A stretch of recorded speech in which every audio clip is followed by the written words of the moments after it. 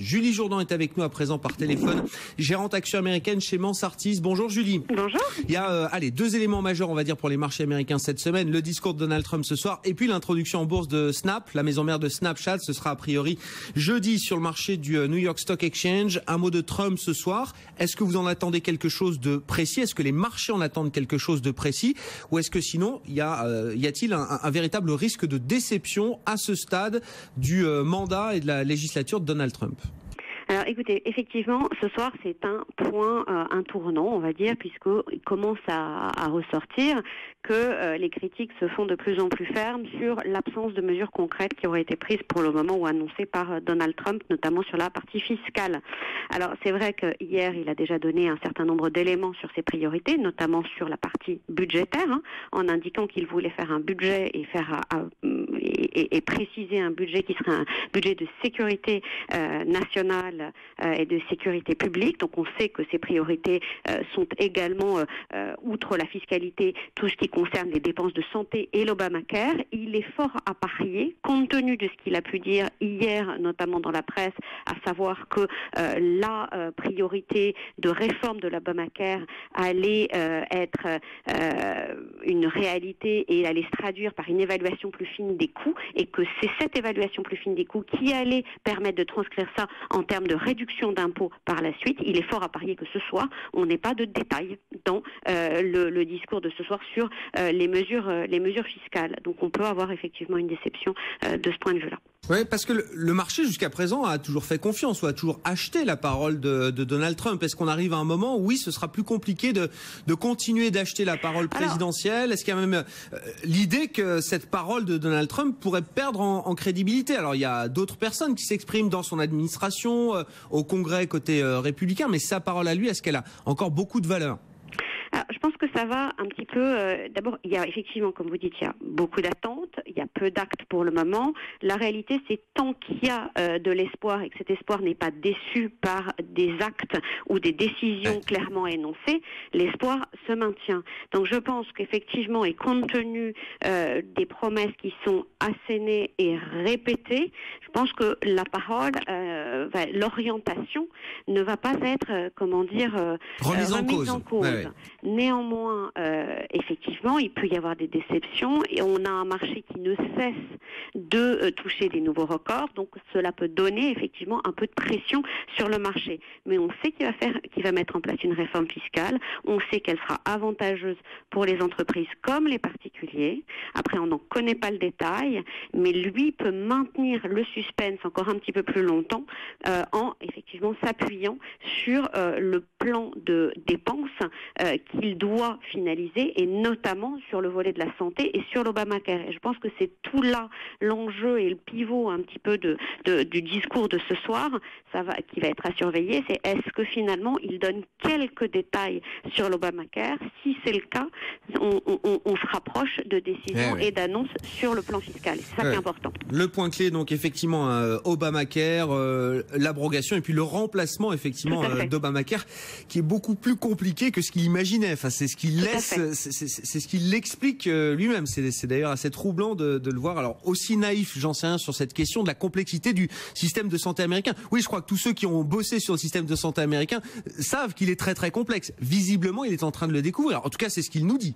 En fait, il est extrêmement complexe, et surtout la grande complexité de la réforme de l'Obamacare, c'est de ne pas, c'est d'assurer plutôt la continuité de la couverture pour les gens qui ont souscrit et qui ont besoin en fait de cette couverture. Donc 20 millions d'Américains qui ont trouvé grâce à Obamacare une couverture santé.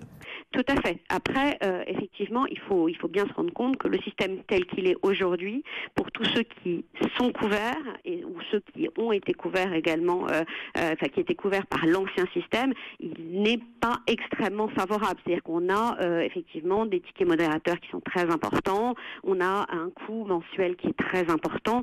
Donc il est vrai aussi qu'il y a un certain nombre de failles qui avaient été identifiées également par Hillary Clinton. C'est vraiment là-dessus, on avait, que ce soit Hillary Clinton où les Républicains, le système de l'Obamacare tel qu'il existait, était effectivement considéré comme, pas satisfaisant, et ça se traduisait par des primes d'assurance qui ne cessaient d'augmenter, de moins en moins d'assureurs locaux dans les différentes régions, donc une absence totale de concurrence et des patients qui voyaient leurs primes augmenter de l'ordre, dans certains États, de 60%. Enfin, il faut se rendre compte, la situation est effectivement compliquée. Après, dans la réalité, il va falloir effectivement l'adresser vite, parce qu'il y a beaucoup d'attentes de la part des Américains sur cette promesse. Bon, on verra dans quelle mesure Donald Trump répond en partie, un peu, beaucoup, pas du tout à ses attentes à l'occasion de ce discours devant le Congrès ce soir, 21h heure de la côte Est aux États-Unis, et donc 3h du matin heure française pour nous. Snap, la maison mère de Snapchat, devrait entrer en bourse cette semaine, jeudi normalement, sur le New York Stock Exchange. On parle de l'une des plus grosses introductions en bourse, alors depuis Facebook ou plutôt peut-être depuis Alibaba. Tout dépendra de la valorisation définitive qui aura été retenue pour cette introduction en bourse. Comment vous regardez ce dossier? Alors, le dossier Snapchat en tant que tel, et puis même ce qu'il représente pour l'industrie, pour les marchés financiers, pour l'appétit, pour le risque des marchés financiers aujourd'hui, Julie. Alors, c'est une opération qui, comme vous le dites, elle est assez colossale. On parle de 22 milliards. Donc, c'est vraiment une opération parmi les plus grosses IPO depuis plusieurs années. C'est effectivement un réseau social pour le téléphone qui, aujourd'hui, permet de visualiser à peu près 10 milliards de vidéos éphémères par jour, qui a à peu près 160 millions d'utilisateurs. Donc, sur le papier, ça a tout du succès. Dans la réalité, c'est un peu plus compliqué, puisqu'on voit bien que aujourd'hui, c'est un groupe qui ne fait, entre guillemets, que 500 millions de dollars de chiffre d'affaires. Alors, ça devrait doubler en 2017 et quadrupler en 2018, mais enfin bon, ça c'est encore à voir. Et donc, 85% des recettes, des revenus viennent des recettes publicitaires. Mais ce qu'on a pu observer, c'est que, contrairement à Facebook, qui a pris à bras le corps, qui a bien compris comment driver, la profitabilité et les recettes publicitaires, là on a un CEO qui a une personnalité assez peu commune et assez peu connue.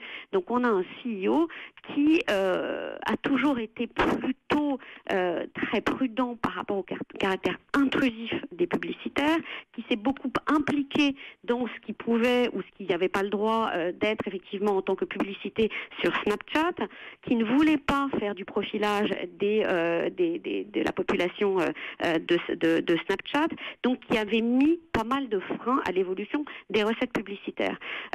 Donc là, ces derniers mois, compte tenu de cette mise sur le marché, on voit qu'il y a eu une évolution de M. Spiegel, qui a décidé d'avoir un accord avec Oracle Cloud et Nielsen pour quand même mieux profiler les publicités, qui a développé enfin un peu plus des nouveaux formats de publicité, mais c'est une IPO qui, comme celle de Facebook ou d'autres, est une IPO sans cession aucune de droit de vote. Donc, ce qui veut dire qu'aujourd'hui, il faut faire confiance à ce CEO et son cofondateur en charge de la technologie, puisque ces deux personnes-là conserveront à l'issue de l'IPO 90% des droits de vote, comme ça a été le cas pour Mark Zuckerberg. Avec Mark Zuckerberg, il faut reconnaître que le leadership s'est révélé être exceptionnel.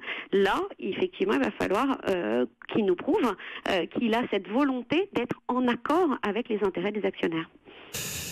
Ça fait un peu beaucoup pour les investisseurs ou ceux qui souhaiteraient participer à cette introduction en bourse. La question de la gouvernance, la question de la monétisation, enfin au point d'ailleurs qu'ils nous disent qu'ils gagneront peut-être jamais d'argent, c'est ce qui est inscrit dans leur document qui a été présenté à l'autorité des marchés aux États-Unis.